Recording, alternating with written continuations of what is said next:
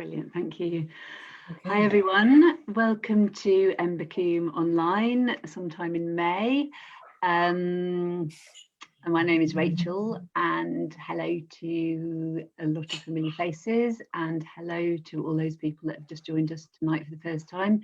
This is Embercombe coming into your homes with some of the teachers, facilitators, contributors that we have that were scheduled for this year, that are still scheduled for this year, and this is our contribution to just the situation as we find ourselves at the moment. Tonight we have the most wonderful Manda Scott, who for any of you who were here probably about 3 weeks ago was talking with Gail Bradbrook and Mac about where do we go from here. But Manda has so many things to say on so many subjects. I'm particularly interested in her conscious evolution subject at the moment, and I think it's really I think that would be a good place to start. So the title of tonight's conversation is Conscious Evolution. I would like to start, Manda, with the question that we were talking about literally before we went live, and that was, how can we be what the world needs of us? Over to you. Thank you. Welcome everybody. Thank you for giving up your Wednesday evenings, and I'm guessing like everybody else you're fairly zoomed out, so I am very grateful that in your plethora of Zooms you've come to this one. So Rachel and I and Cindy, who's managing all the tech, set an intent before we started, pretty much the same as this. We rang the chime, held some silence, rang the chime again, and my intent was that we be what the world needs us to be for the time of this space together. And that's a bit lazy on my part because that's my default at the moment. When I go up the hill in the morning and I do my morning ceremony, I welcome in the directions and I welcome them to the amazingness of the day, and I give thanks for the gift of this life, and I ask for their help to be what the world needs of me, to know what it is and to be able to be it in the moment. And so the short answer to Rachel's question is it's different for everybody, and we need to be able to ask that question and hear the answer in a way that feels real to each of us, that feels grounded and authentic and has integrity, and in a way that is part of a continuous dialogue, because what was right for the world yesterday is unlikely to be what's right for the world tomorrow. At least it won't be exactly the same, because I am in a different place on the timeline and the dreamline. So, so that really, it's what the world needs of us is to keep asking that question and then acting on the answer, and being here is part of that answer.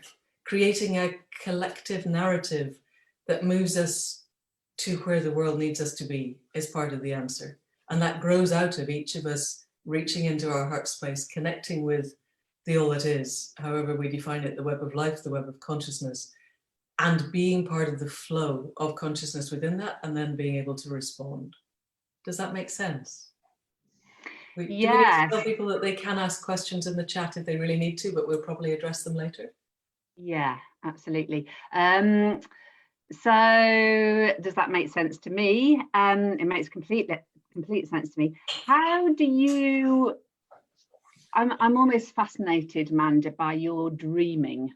You know, you wrote the most fantastic books, the Boudica books, dreaming books, and I know that you're a dreamer as well.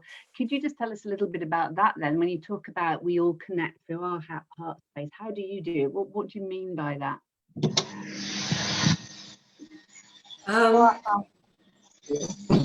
We're having a sound issue somewhere? No, are we okay? That's quite a long question to answer. I'm trying to think of a succinct way. So my spiritual practice is shamanic. I think we may need to mute. Done it. Okay. And my spiritual practice. Oh, hang on. Do I need to unmute myself? Can you still hear me? Yes, yes. Okay, yes. cool. The basis of my spiritual practice is that consciousness is everywhere, that this reality is a very tiny fraction of all the reality, what we used to call consensus reality. And I read a blog recently that we should call it official reality, because it is so few of us are adhering to consensus reality now that it is no longer the consensus, but it's still official reality. The kind of materialist reductionist reality is definitely not the only part of reality, and is in fact a very, very, very, very small part of reality. And that with practice, with training, we can shift into the other realities in order to ask for help. The fundamental basis of any shamanic practice is that a shaman exists in order to ask for help. If we're just tripping out into other realities, that's not shamanic practice, that's denial and dissociation. So with the asking for help, we begin to build relationships. And the key, one of the keys to shamanic practice is how do we shift realities? And a lot of people do it with psychometric drugs, psychedelic drugs, sorry. I don't, because it's not my skill set, although I am fully aware that there's a very increasing skill set in the West, certainly more than there was in the past.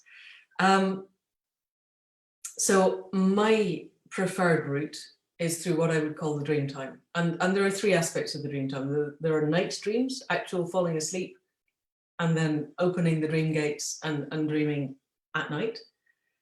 There are the dreams of today. So that's more,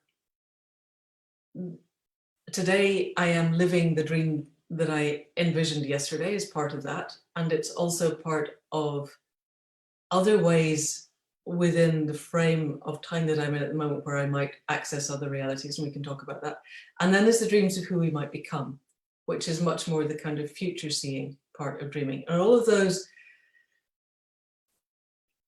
no, this is about to get complicated. Let's keep this straightforward and simple. The timeline and the dream line cross. In this precise moment, that is the moment where the dream line and the timeline cross over, and I am in this moment. And if I can drop the boundaries between my perception of this reality and all of the other realities, then I am in a space where all of the dream and all of time is accessible to me, and then I can move within that space. That starts to sound very, very esoteric. So let's take a step back. What I really mean is that I can go up the hill and I can be grounded enough and coherent enough within myself that I can open my heart space and connect to any other consciousness that is up there. And that's the hill itself, the red kites, the hawthorns, the rocks, the crows, the mycelia under the earth, the bacteria under the earth itself, the clouds, the sky, the sun or the moon or the stars. All of these, to me, would seem to have consciousness, and they're part of a web in which I can take a part and I can become a part of that web. And if I can gain a clarity where I can ask that question, which is essentially, what do you want of me? And believe, because I have experienced it, because I've tested it, because I've done the variants of questions to check, that the answers that seem to come in at heart space level, that feel to me authentic, are not tainted by my ego or my projections or my hopes and my fears of what I want to hear or I'm afraid that I might hear, all of those things. If I can hear something that feels to me real, then I can act on it. And that for me would be an act of dreaming.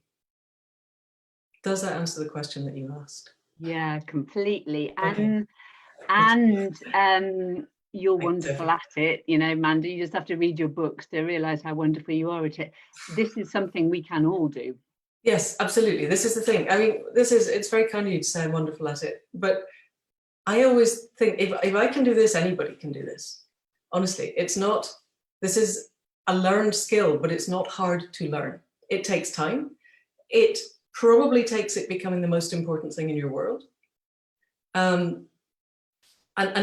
the only thing that defines the fact that I can do this, is that quite early in my adult life, it became the most important thing in my world. And thereafter, everything else is subsumed to that. which I think is the definition of a life lived with spirit. It either matters or it doesn't. And if it does, then everything folds it within this, and if it doesn't, then it doesn't. So, but it's not complicated. It just needs practice, and I think it needs the ability to not believe that we already have the answers. That sense of coming to things with that childlike beginner mind is really important, because whenever I hit a brick wall, whenever I fall over and realize that I've been heading down a dead end, which happens a lot, it's because I've thought I knew the answers. So we're getting some questions in. Do you want me to address some of them? Yes, yes. So that one is, what does shamanic mean? That was kind of what it's at its broadest. Shamanic means, I can't even remember. It's a Sami word, isn't it? I don't remember its exact etymology, which is unforgivable, and I should remember it. It's obviously been a very long day. But what it means to me is it's a word that encompasses the indigenous spirituality of humanity until the point where we decided to stop being in context with the earth. And then we began to invent gods and theologies that justified our separation and our sense that we had ownership over something that we don't have ownership over. So for me, shamanic spirituality is a spirituality that returns us to our birthright, to our heritage as human beings, and to our sense of being in context with the earth. It is pretty much defined for me, and I'm aware that there are on Facebook at the moment extraordinary flame wars happening, in which I will take absolutely no part, because I don't give a fuck what anybody else thinks, to be perfectly frank. For me, it's the capacity to step beyond official reality into the other realities, to connect with entities that appear to me to be different from me, but they might be expressions of myself, in which case my sense of self expands a lot, in order to ask for help, and in order now, particularly, not only to ask for help, but to ask, what do you want of me? Because it seems to me that at this moment, now, we as humanity are right on the edge of so many tipping points that we have a responsibility and a duty to finally grow up and take our place in the web of consciousness in a way where we are clear, connected, compassionate, coherent, and able to say, I am in the right place at the right time. I am listening. What do you want of me? In a way that isn't arrogant, but also isn't self-effacing. It's just, this is where I need to be. This is who I need to be. This is what I need to be. I am here. I am part of this web. I am an integral part of a web that is exactly what it needs to be. And now what are we going to do? So Zoe, I hope that answers that question to some extent. I'm aware we could go down rabbit holes of definitions, but I'd really rather not. I don't think it matters. So Jan says, what steps do I need to take to get in touch with the other spaces of consciousness? What is the skill moving from talking about to experiencing? Okay, Jan. So I'm going to put a website, and this is not, I'm not doing this as, hang on, I can't talk and speak at the same time anymore. That's a bit weird. So this is not particularly an ad, but I have spent the last 18 months endeavoring to answer that question. And it's not completely straightforward. Okay, let me take it back. It is completely straightforward, but it takes quite a lot of time and it takes structure. So Accidental Gods is my attempt to create the structure for people so that you can do this. What you need is to build heart connections with the rest of the web of consciousness. And what I am discovering, because we launched Accidental Gods at the winter solstice of this year, having had the dreams that made it an imperative at the winter solstice of the year before, and we can talk about that if you want.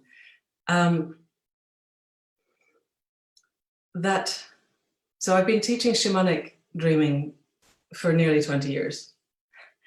And what I've realized slowly, very slowly, because I'm quite a slow learner, is that just because I say something doesn't mean it necessarily sinks into the people I'm talking to, and they don't necessarily hear the words in the way that I say them.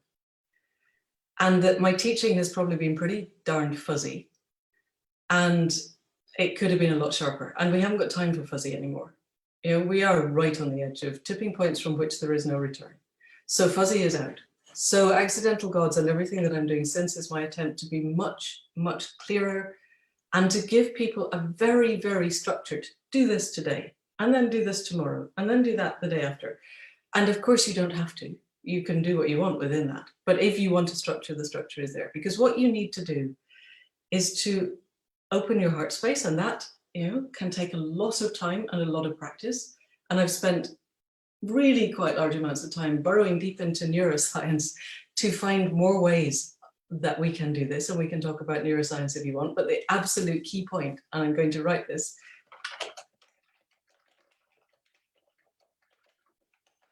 this has been, that particular thing was expressed in a slightly more complex form in 1937. So it's nearly 100 years old. It says, what fires together, wires together. Hebb's postulate. What fires together, wires together. This is completely crucial. This, I have to say, this is one of those things that I learned, and I took it to therapy, and I said to my therapist, this what fires together, wires together. What that means is, if I choose to feel something, it'll get easier. And she went, yeah. I've been in therapy for 35 years. You just think it would be good to tell me this sooner? And she said, oh, well, you didn't ask. Okay, so now we're going to find a list of the things that I haven't asked that would have been really sensible to ask, because I think you could have mentioned that, actually. So I'm mentioning it to all of you. What fires together, wires together. If I choose to worry about coronavirus, goodness knows there's quite a lot to worry about, then my capacity to worry about coronavirus becomes stronger and easier, and it becomes more of a default pattern for me. If I choose instead to do what my daily meditation is at the moment, which is to sit and allow myself to imagine how I would feel, actually physiologically feel in my heart space, if we collectively, humanity, were to get it right, whatever that means. I don't have to define what it means. I just have to know, how does it feel? Then that feeling, which we can maybe come to later, can become more of a default. And everything, if I get cross with my partner because the dishwasher isn't stacked the way I want it, which might happen on occasion, I can either practice that behavior, or I can watch myself start on the, oh, hang on a minute. And I can step back from that behavior, and I can choose to feel something different. And this is crucial. This is part of what will allow us to move towards conscious evolution. We can choose what we think, and we can choose what we feel. And that is not to say we don't have to do the inner work on our attachment ruptures and all of the stuff that we may have inherited or brought with us to this moment. Can I just... Yes, go on. Sorry, just to clarify that then, Manda, you were saying all you need to do is feel, but then you said you need to feel and think. So can you just kind of clarify? I lost a bit there, Rachel. You blurred for me. Can you rephrase that? Yeah, you said it's about what you feel, and then you said, and it's what you feel and think. So what is it that you're holding every day when you kind of think about this what if scenario? So what I'm thinking is, so this is where we get to the distinction between head mind, heart mind, gut mind. So head mind, let's loosely say, and this will break down if we want go into the metaphor too deeply, but it's reasonable as a loose metaphor, is that my head mind is my cerebral hemispheres. It's the very modern part of my brain that thinks relatively linearly and quite slowly. It's the part that engages in making decisions and carrying them out. It's also the part that in Western culture, generally speaking, drives the chariot. We're about to move to another metaphor, the chariot metaphor. And in every other, in all of the indigenous cultures, the part that drives the chariot is our heart mind. Because our heart mind is the faster part, it's the older part, but it's the part that is competent to connect to everything, to whatever we call the all that is, the heart mind of the universe, to the apple tree outside the window, to the cat, to the red kite, to whatever. This is my heart mind does that connecting. That would be my definition of head mind and heart mind. And so what I mean by, and my heart mind is completely wired into how I feel, all the complexities of how I feel, how the different bits of me feel, how I feel when I choose to evoke a feeling. So the feeling of how would it feel if we got it right, or the feeling of gratitude. You know, gratitude practice is a particularly useful thing to do. And so my head mind, my thoughts are, I choose to go and sit in my room and practice gratitude practice for half an hour. And then I move into my heart mind and go, what does it feel? How does it feel to be actually heart explodingly grateful for being alive in this moment? And it took me years to get beyond thinking about being grateful. You know, it's hard. I don't know about you guys, but my kind of attachment ruptures were such that I ended up with a little tiny heart surrounded by layers of concrete. And I had no idea what I was feeling until it was so huge that it, you know, floored me and I wanted to die. So I would go from trugging along thinking everything was fine to being suicidal in the space of 2 hours and not knowing that there was a huge amount of stuff happening underneath. And it took quite a lot of work to chisel away at the concrete until I got to a place where I could actually, you know, interrogate my heart mind and get an answer.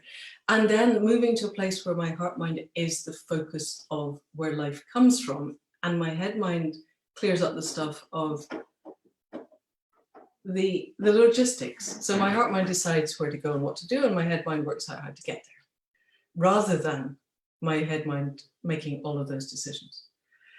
So head mind makes a decision to go and meditate, and heart mind, my heart mind is then exploring that sense of gratitude.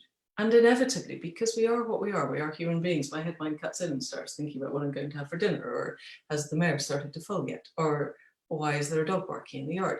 And my head mind can then choose to bring my attention back to my heart mind. So it has to end up, this is the chariot again, the chariot horses have to be more or less, we're in a Roman chariot where the horses are all in a line rather than one in front of the other. That only matters to horse people. Where the horses are in balance together, side by side. Head mind and heart mind. So my head mind is bringing my attention back to my heart mind, and then I am dwelling in the feeling that arises in my heart mind. That is one that my head mind has chosen. So I'm choosing what to think and I'm choosing what to feel. Okay, so coming back to conscious evolution then. There's an individual thing, we're talking about individual conscious evolution, and then there's the collective that you talked about. Just sticking with the individual before we move to the collective. How do we consciously evolve then? What is conscious evolution? What is conscious evolution?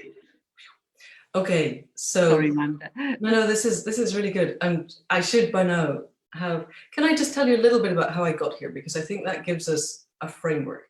So every year at the winter solstice, I sit with the fire. In the Accidental Gods program, we just moved from water to fire, and people are quite resistant to fire, which really I'm watching with great interest, because fundamentally I could sit with the fire for the rest of my life and not need to feel connected to any of the other elements, which is interesting. Anyway, we sit with the fire, and the point is that we review the year just gone and we look at the year to come and ask, what do you want of me? And so this was winter solstice 2018. And the key to 2018, I'd been to Schumacher, I'd met Embercombe, I'd met Rachel, I'd done the masters at Schumacher. I'd come back and gone, right, we have to be working the land. We'd found a really tumble down old house and with some land, and we'd moved in the process of a quite interesting, trying to make it inhabitable. And also at the same time, I'd been teaching by then for 14 years the shamanic work, and my first group of students, who had been, some of them with me for 14 years, had gone all the way around the wheel. So there are 10 places on the wheel, and it had taken 14 years because groups shrunk and shrunk and shrunk, and then you haven't got a critical mass for a group, and you have to go into a holding pattern and wait for a new group. So it had taken 14 years, and 9 people of all the hundreds that had started in 2004 had gone all the way around the circle. So I was feeling, oh yeah, this is pretty cool.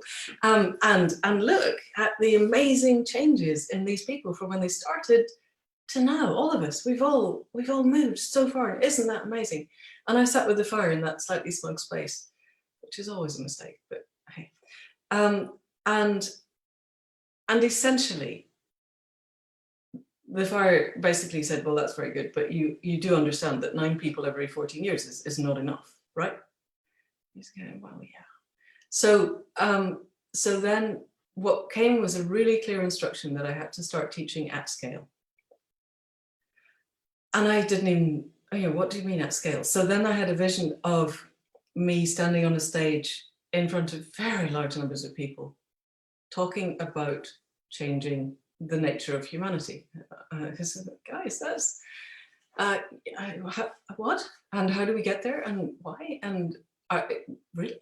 And that's in America, and I don't go to America because that involves flying, CO2 bad, all that kind of thing. And the third part of the vision was of the globe of the Earth, that picture of the blue pearl in the blackness of space that we all saw after the moon landings, that created the Gaia hypothesis and everything else. And around it was this incredibly intricate web of light, very, very fine filaments, very, very multiple crossings. And at every crossing point, every juncture was a node of consciousness. And some of those were people, and most of them were not. So that was it, really. So then my job is to work out what that means. And the first thing was about 3 days after that, with me going, well, I never go to America, so that's just not happening. I got an email from a woman in the States who said, right, so there's 50 of us and there's 1 of you, and either we all fly to you or you fly to us. How many flights do you want to have? So I ended up going to the States in May of that year and teaching not the huge numbers that I saw in the vision, but certainly much, much bigger classes than I would normally teach. And I had to work out what I could safely teach at scale, because I'm not teaching shamanic courses to large numbers of people because it's not safe. In my paranoid state about shamanic work, I think it's not safe. I'm aware other people do. And so then I had to do a lot of really, really asking, okay, guys, this transformation of humanity, what did you actually have in mind? And where I got to was bringing together 2 concepts. And the first is, we are all, I'm sure, familiar with evolution as an incremental process where I am an antelope and I reach up for a leaf, and if I'm a tall antelope, I get more leaves. And so the tall antelopes are better able to breed, and 200 generations down the line, I'm actually a giraffe. Somebody whose name escapes me at the moment said that evolution is the process by which hydrogen gas becomes rose bushes and sharks and giraffes. So that's evolution by incremental change in DNA. It, by definition, is slow, and it happens over generations. And definitely there is epigenetic change around, and we could go down that rabbit hole. Please, let's not today. We could do that another day. And we don't have time for that, because just after I did that work with the fire, I went to teach at Schumacher on their Changing the Frame elective, which was a part of the Sustainable Economics course, which was I'd been on the year before. And I walked in the door and Jonathan handed me the deep adaptation paper, which I had not read at that point. Has everybody read the deep adaptation paper? If you haven't, I will write it. Don't look for that. I'll find you a link if we get to the end and you haven't found it. You need to read the deep adaptation paper. But you read it when you're well-resourced. I cried for the rest of the week when I read it. And I was at Schumacher, which is about as resourced as you can get. Good, thank you. And somebody just said they're going to find it first. So we don't have long. We are right on the edge of tipping points from which there is no return. Coronavirus isn't great, but it's not going to permanently wipe out the entirety of humanity and everything else. And climate change is, and we're very close to a number of quite serious edges. So until I had the fire visions, and then I had the deep adaptation paper, and thought, fuck, we really don't have very long. You're absolutely right. 9 people every 15 years is not going to cut it. We don't have that length of time left. And so then, and Sophie's put it up, thanks, Soph. Then we have to work out, okay, so if we don't have time for that, and yet the other thing that came in was complexity theory. We are a complex system. Humanity is a complex system. And very briefly, the difference between complicated and complex is that complicated is linear and predictable. So the metaphor I use all of the time is that building a 747 is very complicated. It's a very big IKEA kit. I looked it up once, it's got over 6,000 parts. There we go. But if somebody handed you 6,000 boxes with all of the labeled parts and an instruction set, and you had enough time, you could build a 747. Might not take off first time, but the skies were, before lockdown, full of evidence of the fact that if you know what you're doing, and you have the 6,000 parts, and you have the instruction set, you can build a 747. And once you've got it into the air, it follows linear logic, which is, if you press the gas pedal, it goes faster. If you turn left, it turns left. It doesn't turn left a little bit and then get faster and faster and faster as it turns left. It turns left predictably. That's complicated. Most things that humanity creates are complicated. And part of the reason we're in the shite that we're in is that we have tried to make everything complicated.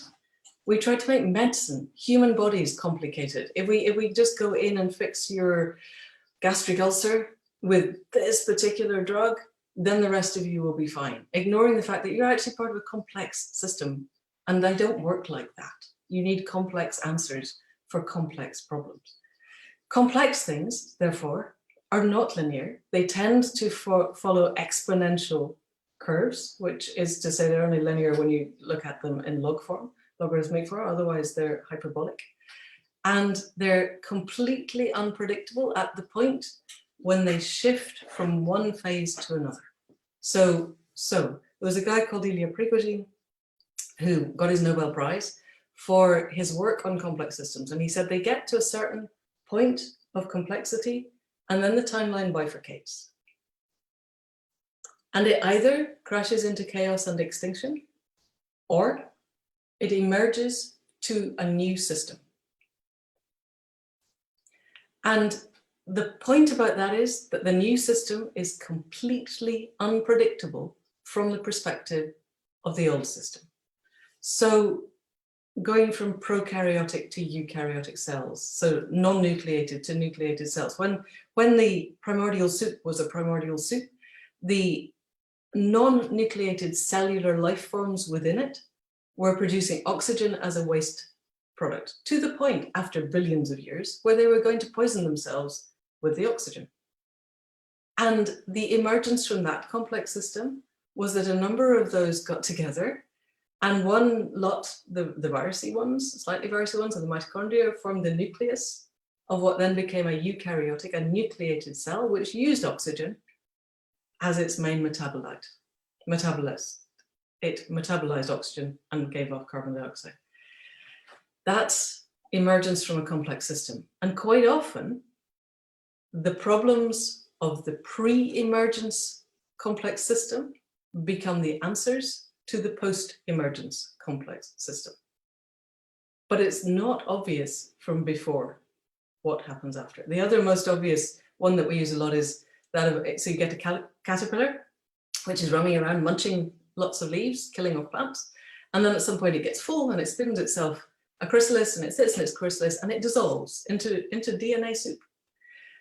And then within that DNA soup arise what are called little imaginal cells. And in the beginning, those imaginal cells are destroyed because they're foreign. But then there's more and more and more, and they clump into little imaginal islands, and then the imaginal islands clump together and become imaginal organs, and then the imaginal organs clump together and become a butterfly. And if you arrived from Alpha Centauri and you just watched the caterpillar killing off trees or plants or cabbages, and then you saw it turn into a chrysalis, you would not predict the butterfly. You predict it now because everything is obvious in retrospect, but you would not predict it from just looking at the caterpillar, which is destroying things, to the butterfly, which then pollinates things. So our world is full of complex systems. Cells are complex systems, organs are complex systems, living things are complex systems. Our climate is a complex system. Our economy is a complex system. Societies are complex systems. And what's happening in our society, we stopped evolving in terms of our DNA being such that there was a genetic advantage that was promoted quite a long time ago. But we began to have cultural evolution. And cultural evolution went through the discovery of writing. Actually, it first went through the discovery of language. I spoke to somebody recently who pointed out that pretty much every other species, their language is all in vowels. People developed consonants, which gave us 21 more extra things, actually much more than that, for the 5 vowels that we had. And then we developed the capacity to take units, letters, sounds, and stitch them together in novel ways, which is an emergent property of a complex system, to create language. And then we began to write that down. And once we wrote it down, we didn't just learn the language from our elders in our tribe, we were able to send letters across the world. And so I discover how to make a light bulb, and pretty soon the whole world knows how to make a light bulb. And then we develop the internet. And it doesn't take the length of time for me to post a letter in Britain and for it to get to Washington, for people to learn how to make television, say. You can learn it instantly. And a really bright guy called Jordan Hall was doing work on what he called self-organizing complex communication interfaces at Christmas. And he worked out that at Christmas, we were 2 orders of magnitude more complex than we had ever been at any point in this planet's history in terms of our ability to share communications. And I don't know about you guys, but since lockdown, my communication interface has definitely gone up by at least 1 more order of magnitude. So I would say we are now at least 3 orders of magnitude more complex than we were this time last year. So we are now on a very, very steep hyperbolic curve. We are a very, very complex system. And if we put those 2 together, the fact that, oh, there's a third part, sorry, we need to change. So evolution is promoted. Evolution happens in any species when it is under pressure. So the niche that you're in, you're an antelope and all the trees have grown to the point where they're higher up than you can reach. If you don't learn to reach higher and evolve a longer neck, you will die out. So you do, and you become a giraffe. Pressure creates evolution. We are under extraordinary pressure, and that was before coronavirus. A lot of it we've made ourselves, but that doesn't stop it being pressure. We need to evolve. We don't have time to do genetic evolution. But part of the wonder of the cultural, societal, communication evolution that we have is that we understand what makes us tick now. We have a skill set and a knowledge set that we have never had before. We didn't know what fires together wires together. We now know lots of stuff about brainwaves from beta to alpha to theta to delta to gamma and how to access those states. We can gain levels of internal coherence that I believe we haven't seen before. Flow states. It used to be that flow states were things that happened to people who had trained in ice skating for 20 years and got to Olympic level. And now we know how to reach flow states in 10 days. We have the capacity to do this. And what fires together wires together, we have the capacity to change our consciousness if we choose to. If we choose to, then the question is, in what way do we need to do that? And that's where, so look, I'm not alone in thinking conscious evolution is where we're at. There are whole corners of the internet developed to that. There was a woman called Barbara, oh God, my brain has completely gone, it'll come back to me.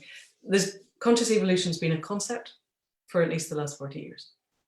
But in my investigation of this, everybody that I found thought that the way that we evolve is either we all just meditate for another 100 hours each, or we philosophize a bit more deeply and work out what consciousness really is, or we implant a nanochip in our brain. Go away and watch the Sam Harris TED Talk on AI if you're not already scared about that idea. And I thought, this is old paradigm thinking. This is thinking that absolutely emerges from where we've been. And one of my absolute key guiding lights has been a phrase that allegedly came from Einstein, and I haven't tracked it down, which is, no problem is solved from the mindset that created it. More meditation is not going to cut it. Philosophizing more. Nice, young, white, straight American academics sitting down, discussing with each other the nature of consciousness is not conscious evolution. Sorry, guys. And the nanochip is just ridiculous. So then the question is, if not that, then what? And that's where going up the hill and spending really quite a lot of time just asking, I don't understand, what is it that we need to do? And what came was, you need to reconnect.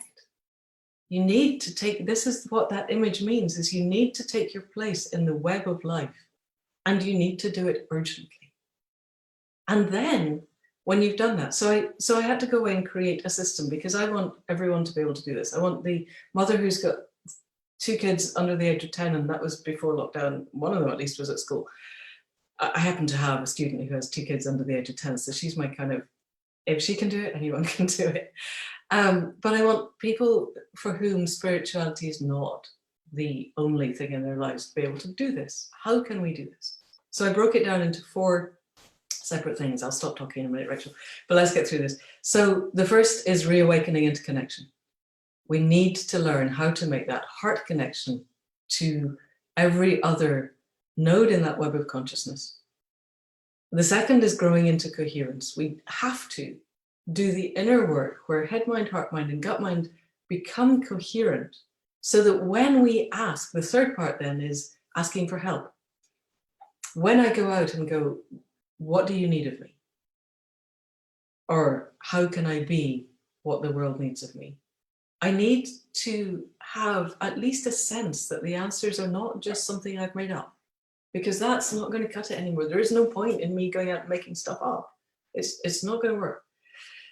So I need to have practiced enough and tested enough that the stuff that I hear works. You know, this is, I used to be a vet, and I used to practice evidence-based medicine, which a lot of people don't practice. The evidence for a lot of our medicine is pretty fucking shaky.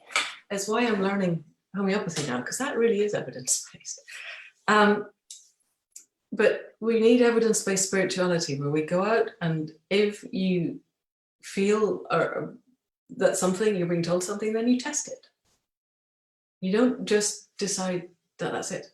And then the final step, and the one that really is going to make the difference, is letting go. We need to make the empty-handed leap into the void. We need to be prepared to step off the known of consensus reality, official reality, even my own constructed multi-layered reality, into a space where I accept that I know nothing at all.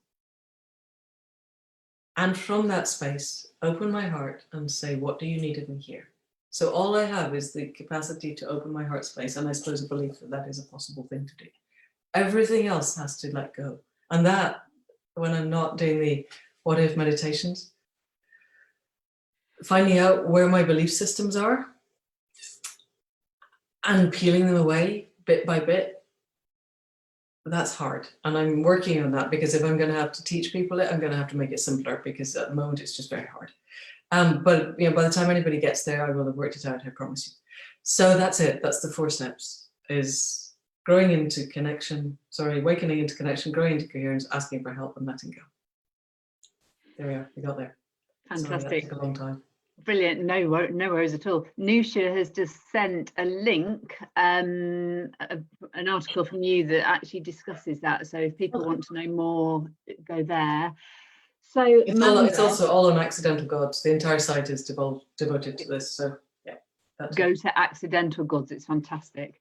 I'm really aware, Manda. We've got about 10 minutes to go. And we said we were going to do a meditation. Yeah, so do you want to do that? We could take some questions, or we could do your thing. Which would you rather? I'm You're asking me? Meditation. Yeah. I don't know, how many people have we got? We have 49 people. I think we could, we could take a vote. Do you all know where the reaction button is? So I get to there, I can put a thumb up. Ching! It's along the bottom line. So let me just tell you what, there's a number of questions and I could answer those questions if I haven't already answered them. I hope I've answered quite a lot of them. Or the offer, when we worked this out, the plan was that we could just spend 10 minutes, maybe a little bit less now, looking at the time, doing the what if meditation, just so you have a flavor of what it is. I know obviously some of you are already doing this because I know some of you from other venues, but we could do that. So, or we could just answer questions. And the answer to Scott is that I need to learn generosity of spirit. He asked what, so the thumb up is, do you want to do the meditation? I've seen one thumb. And if you don't, just don't do anything. 1, 2, 3, 4, 5, 6, 7, 8, 9, 10, 11. Oh, I'm double counting. 12, 13, 14, 15, 16, 17. Okay, yes, well done. Okay, or you could just do that. Rachel, I'm thinking we probably have a quorum. We have enough to do it. The meditation? Yeah. I think we should do it then. That would be my choice as well. well. So the key thing is, if you don't want to do this, don't do it. This is not compulsory. If you're not feeling resourced or you're not feeling stable or it just isn't what you want to do, then either just sit and hold the space or go make yourself a cup of coffee. We don't mind. Do what works for you. Okay, so again, I'm going to chime us in.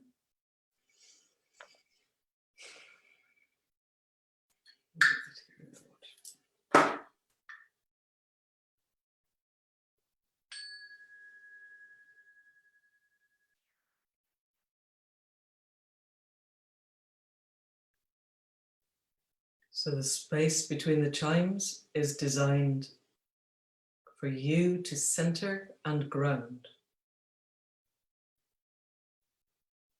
and make sure that you're fully present.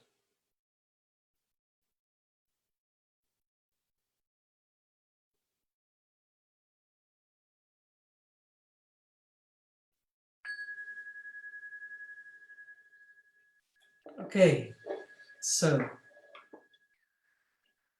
just take a moment to really anchor into your physical body. Feel the places where you and the structures around you meet. Your feet on the floor, perhaps, your seat on a chair, your back against something, maybe. Feel those physical points of contact. And then feel the places where your skin meets the air and the air meets your skin. Feel your boundaries, feel your edge points. The places where your physicality and the whole of the rest of the all that is meet.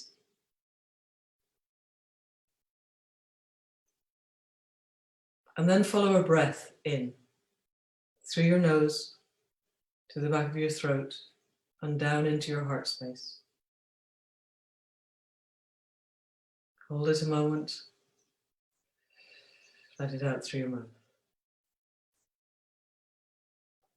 And then bring a hand, either the heel of your hand or your fingers, doesn't matter which hand, to your heart space. Just press slightly to the left of your sternum at mid-chest level so that you can feel that physical contact. And then breathe as if the breath were moving into that place of touch and moving straight into your heart space, to your thorax. So let your attention be there and let the breath move in and out of there, the place of contact.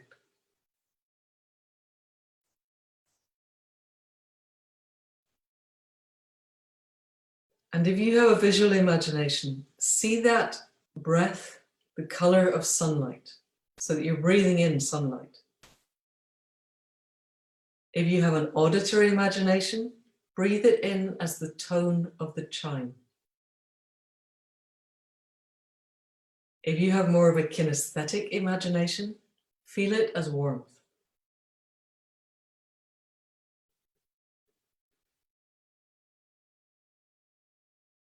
So that your breath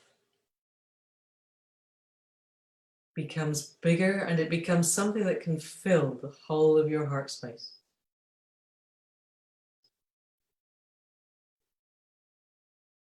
And then as the breath moves in, with the color or the sound or the feeling, I want you to draw in a sense of gratitude or wonder or joy or care. Whichever of these is simplest for you, gratitude or wonder or joy or care. Breathe that in with the color or the sound or the feeling.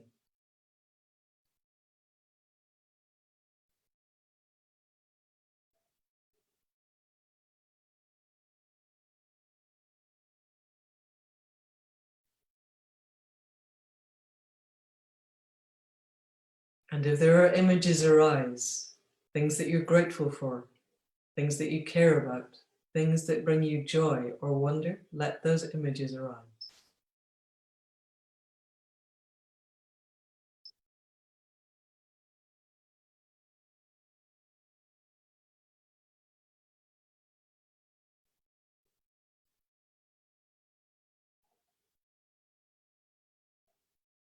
And then in the space where the gratitude or the wonder or the joy or the care is filling your heart, set a question. And that question is, how would I feel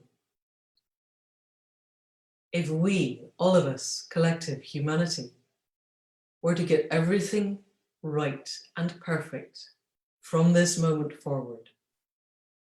Please don't parse out the language. Just allow yourself to imagine that everything is perfect from here on. How do you feel? And allow that feeling to build in your heart space with the sunlight or the sound of the chime or the warmth. Still breathing through the place where you touch.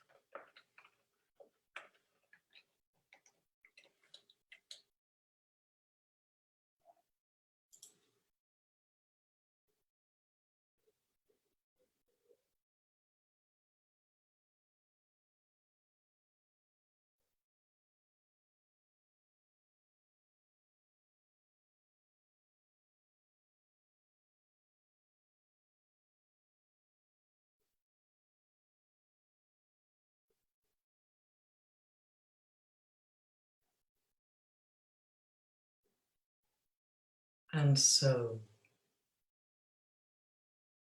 wherever you have been, whatever you have been feeling, thank the parts of yourself that were fully engaged in this.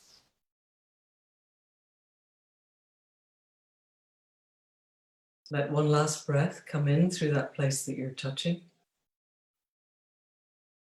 And then, with care for yourself, take your hand away. And let the next breath come in through your nose and travel normally down into your chest. And back out.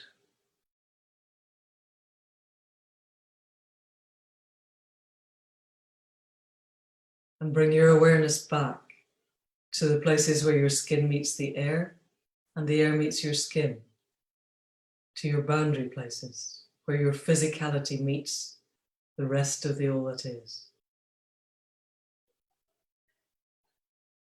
And bring your attention back to the places where you connect with the earth, through your feet, through the chair, through the floor.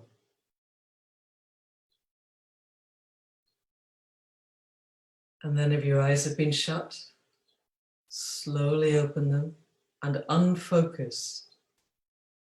Look around the room and anchor yourself back in this time and this place.